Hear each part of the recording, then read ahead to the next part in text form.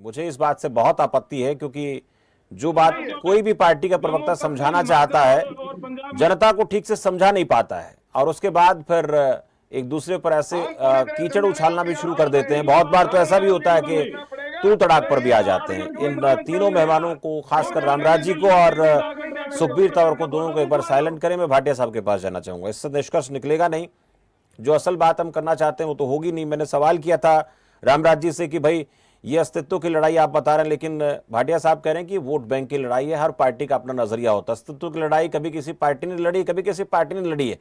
और कई बार तो ऐसा भी होता है कि पिछले चुनाव में एक भी सीट नहीं है, लेकिन उसके बाद चुनाव में अगर 5 साल बाद कोई चुनाव होता है तो सरकार तक भी बन जाती है। ये सियासी दलों का अपना तौर तरीका, जनता क्या सोचती है वो अलग बात हो सकती है। भाटिया साहब, सवाल आपने कहा कि वोट बैंक को हासिल करने की प्रोसेस है, और इस वोट बैंक के प्रयास में इनेलो की इस रैली को देखा जाना चाहिए। आपको क्या लगता है कितना महत्वपूर्ण है ये कार्यक्रम, और इससे क्या फर्क पड़ेगा, असर पड़ेगा?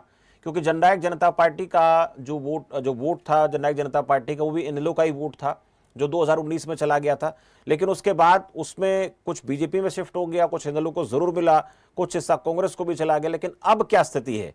क्या इंडियन नेशनल लोकदल के पास जो भी ज्वाइनिंग हो रही है उसका प्रभाव पड़ेगा, थोड़ा मजबूती मिलेगी? और ये कहना जरूर जल्दबाजी हुई कि 29 में हालात क्या होंगे, लेकिन शुरुआत अभी से इसको माना जाना चाहिए।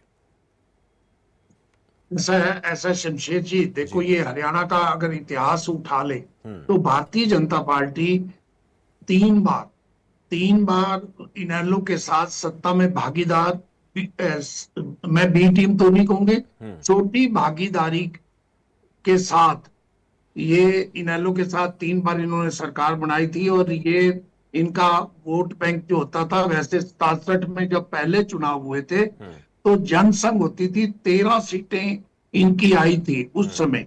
और उसके बाद चौधरी देवीलाल जी के साथ जब डॉक्टर मंगल सैन जी जो रोहतक के थे, और जब उन्होंने न्याय युद्ध 86 में किया था, तो उसके बाद सबसे ज्यादा इनकी शायद 16 सीटें भारतीय जनता पार्टी की आई थी।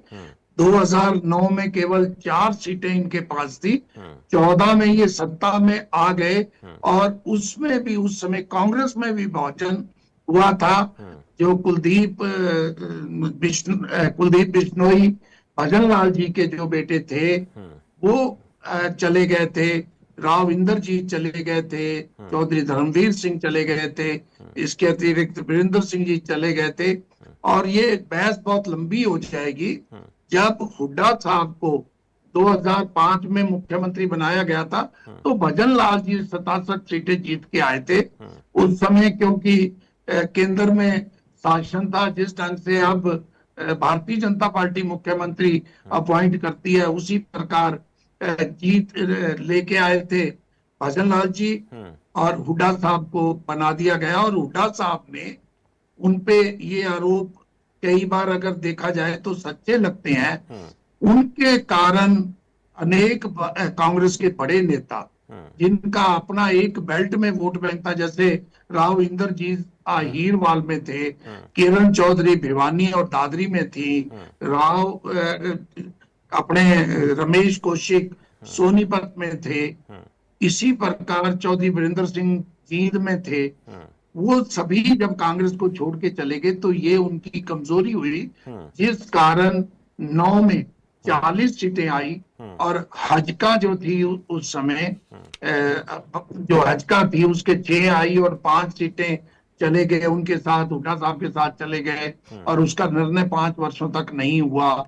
इस तरह करके जुगाड़ से वो 40 सीटों के लेके 9 में हुड्डा साहब दोबारा बने। और जब 14 में